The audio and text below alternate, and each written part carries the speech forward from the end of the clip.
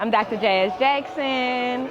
I'm the co-executive director of the National Black Food and Justice Alliance, and we are here to continue to keep building on what our ancestors have laid. We are making food sovereignty and land justice prominent through our Black communities and in the spaces that we deserve. And that looks like co-ops, that looks like community kitchens, that looks like cooperative farming, that looks like being activists for policy that's diminishing. So we're doing a lot and excited to be here for our 10th annual gathering. It is hard for Black people sometimes in this world that we live in to do something for 10 minutes, let alone in 10 days and 10 weeks. To do something for a decade, for 10 years, is an amazing accomplishment.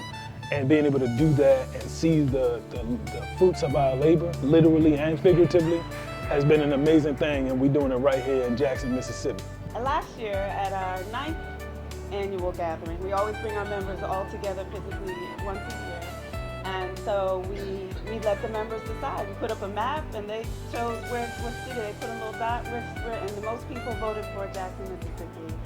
It's important that we go visit our member spaces. You know, we come all together. We're all over the nation. So a lot of our meetings are virtually. We're, I would say, heavily virtually driven.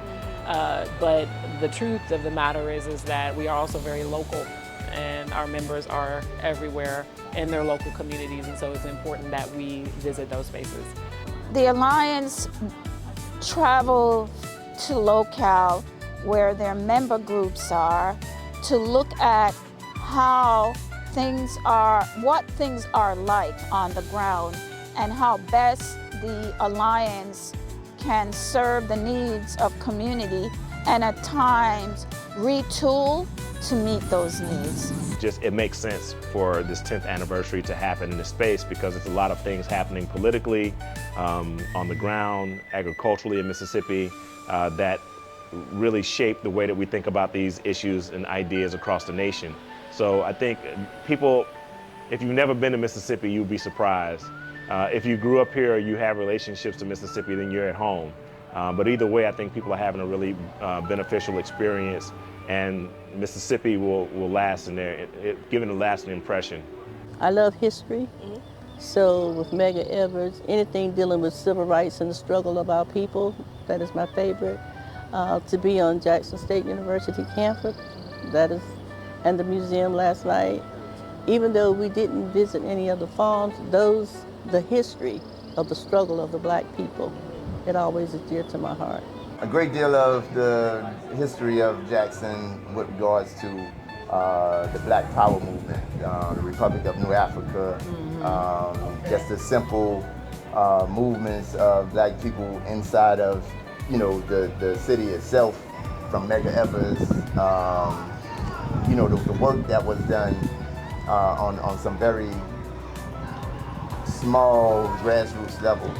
Thursday, we definitely started with a tour. We had about 5 different stops, art and cultural museums. We went to the Medgar Evers house. We saw City Hall with Chokwe Lumumba. Hope he's being re-elected for this new election.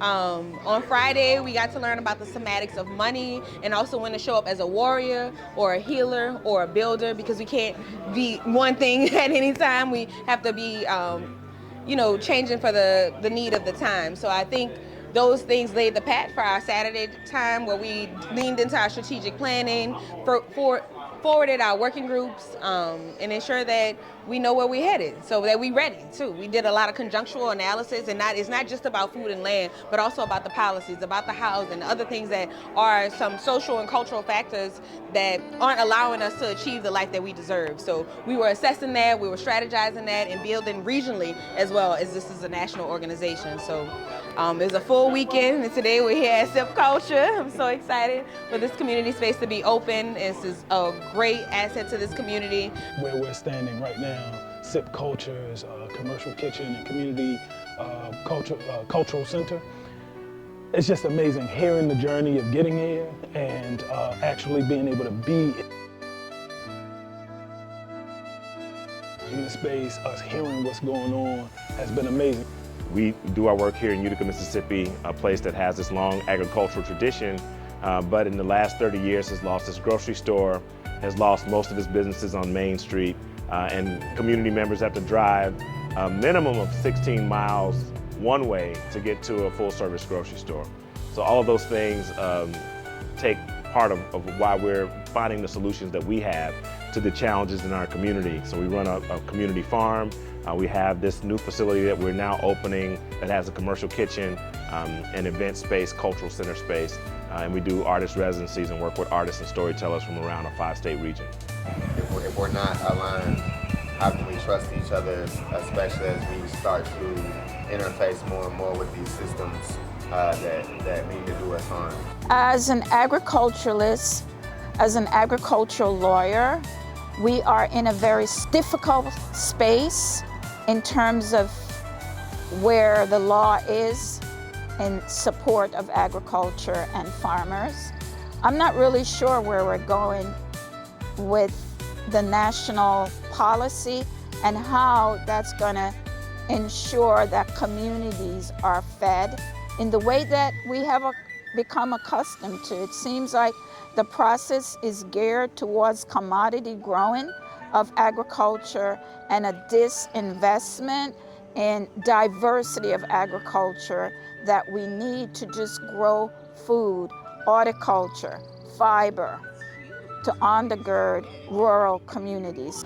Well, one of the things since USDA has cut the funding and cut off all of the resources to make sure, or to cut out the black family farmer, and just to see the Alliance to make sure that they have resources, the different programs that they are trying to bring about, the regifting of funds, that we have to be creative and innovative in order to keep us sustainable, in order to keep black people alive, or just on the land as owners and operators.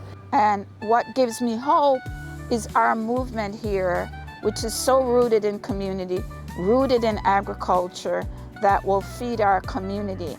And for me, the expansion of that, even without government support or foundations, is what we need, and that's what will bring us through this period.